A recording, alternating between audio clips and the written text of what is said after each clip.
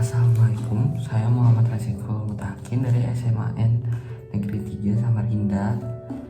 Dan kali ini saya akan meresensikan atau menjelaskan isi tentang buku Madilog yang saya baca secara fisik. Sebelum itu, saya akan menjelaskan atau mengupas lebih dalam tentang identitas buku ini. Buku ini berjudul Madilog atau singkatan dari materialisme, dialektika, dan logika. Dan penulis buku ini adalah Tan Malaka. Tahun terbitnya 2025, cetakan ke-26. Kota terbitnya ialah Sleman, Yogyakarta.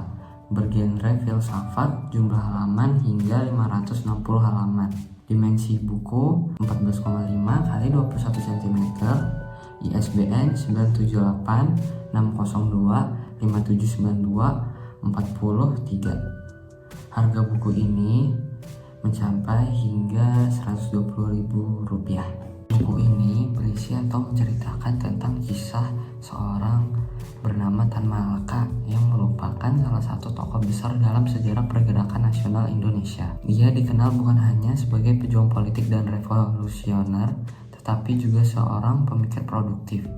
Karya monumentalnya Madilog atau Materialisme, Dialektika, Logika ditulis pada tahun 1943 di masa pengasingan. Buku ini menjadi tonggak penting dalam sejarah pemikiran Indonesia karena memperkenalkan filsafat barat.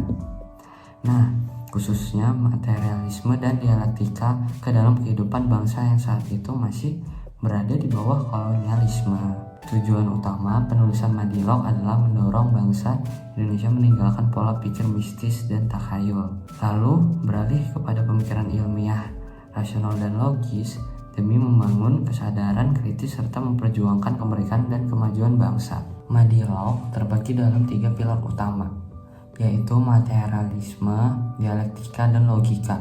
Materialisme menegaskan bahwa segala sesuatu berakar dalam atau pada kenyataan materi.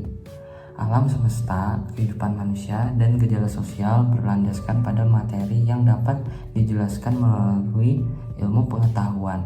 Dialektika dipahami sebagai hukum perubahan, sebagai sesuatu tidak pernah statis, melainkan terus bergerak dan berkembang melalui pertentangan perubahan sosial, politik, dan ekonomi berlangsung karena adanya kontradiksi. Analisis tentang buku ini.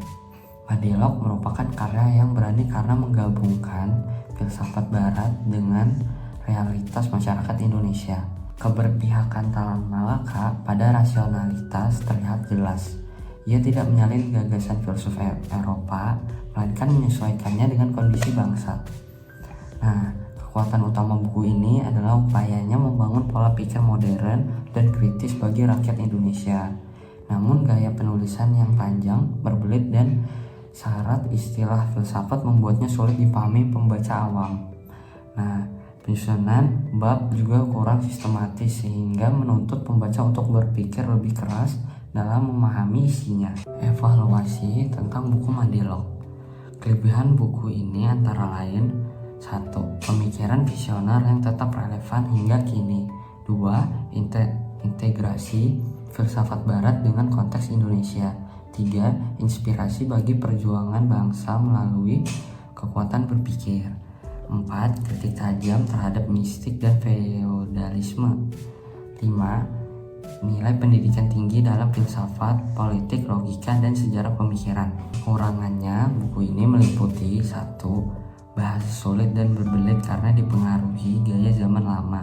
2. Sifat teoritis yang cukup abstrak. 3. Sistematika penulisan kurang rapi. 4. Minimnya penjelasan praktis. 5. Membutuhkan dasar pengetahuan filsafat untuk dalam memahami secara mendalam. Refleksi dan kesimpulan dalam membaca buku Madilog ini. Buku Madilog ini memberi pengalaman intelektual yang mendalam. Pembaca diajak menyadari pentingnya berpikir rasional dan ilmiah dalam kehidupan sehari-hari.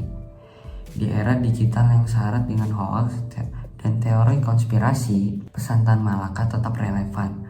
Madilog tidak hanya layak dibaca di kalangan akademisi atau aktivis, melainkan juga masyarakat umum yang ingin menumbuhkan pola pikir kritis, Warisan intelektual ini membuktikan bahwa perjuangan kemerdekaan tidak hanya melalui senjata, melainkan juga melalui pikiran. Hingga kini Madialog tetap dibaca karena penting untuk menegakkan fondasi rasionalitas, ilmu pengetahuan, dan kemajuan bangsa.